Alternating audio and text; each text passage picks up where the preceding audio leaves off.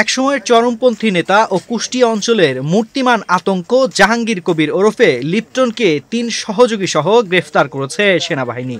শুক্রবার ভোরে সদর উপজেলার উজানপুর ইউনিয়নের দুর্বাচারা গ্রামে অভিযান চালিয়ে তাদের আটক করা হয়।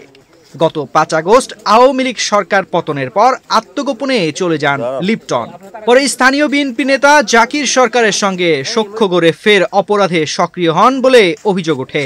৯০-এর দশকে কলেজ ছাত্রলীগ দিয়ে রাজনীতিতে যুক্ত হলেও পরে গণমুক্তি ফৌজে যোগ দেন লিপ্টন।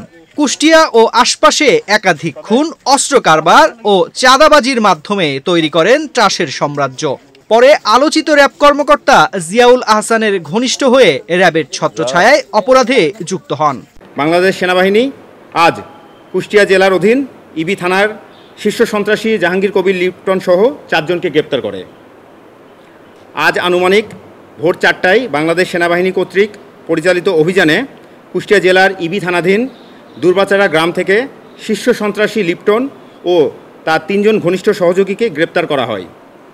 অভিযানকালে সর্বমোট ৬০টি বিদেশি অস্ত্র, যার মধ্যে ৬টি বিদেশি পিস্তল এবং ১টি বিদেশি লং ব্যারেল গান সহ 10টি pistol magazine, ৩৩ round 9mm ammunition, 50 round 7.62 millimetre ammunition, 36 round 12 bore ammunition এবং 21 রাউন্ড খালি কার্তুজ সহ 10টি দেশীয় ধারালো অস্ত্র, 3টি ক্লিনিং কিট এবং 1টি পিস্তল কভার, এছাড়াও 8টি শিল্ড এবং 6টি বল্লম উদ্ধার করা হয়।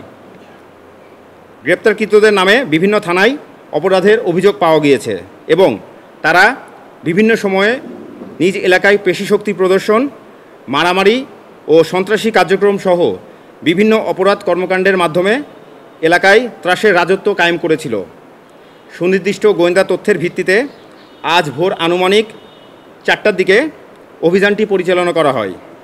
অভিযান দলের দক্ষতায় কোনো প্রকার ক্ষয়ক্ষতি এবং নাশকতা ছাড়াই অপরাধীদের গ্রেপ্তার করতে সমর্থ হয়। আপনারা জানেন, বাংলাদেশ সেনাবাহিনী জননিরাপত্তা নিশ্চিতকরণে এবং আইন শৃঙ্খলা রক্ষায় অঙ্গীকারবদ্ধ। বেসিক্যালি আইন শৃঙ্খলা নিয়ন্ত্রণের জন্য সেনাবাহিনী যা যা করা দরকার আমরা সবই করতে বদ্ধপরিকর, কিন্তু সব তথ্য আসলে শেয়ার আমরা করতে পারি না, কারণ তথ্যের গোপনতা রক্ষা না করলে আমরা পরবর্তীতে অপারেশনে সাকসেসফুল হই না। তো আমাদের কাছে বিভিন্ন ধরনের তথ্য আছে, আমরা তথ্য যাচাই বাছাই পূর্বক আমরা বিভিন্ন ধরনের অভিযান পরিচালনা করি। তো বিভিন্ন সময় যদি আপনাদের কাছে কোনো তথ্য থেকে থাকে আমাদেরকে সহযোগিতা করবেন তথ্যগুলো দিয়ে, আমরা অবশ্যই ভেরিফাইয়ের মাধ্যমে আমরা অভিযান পরিচালনা করব।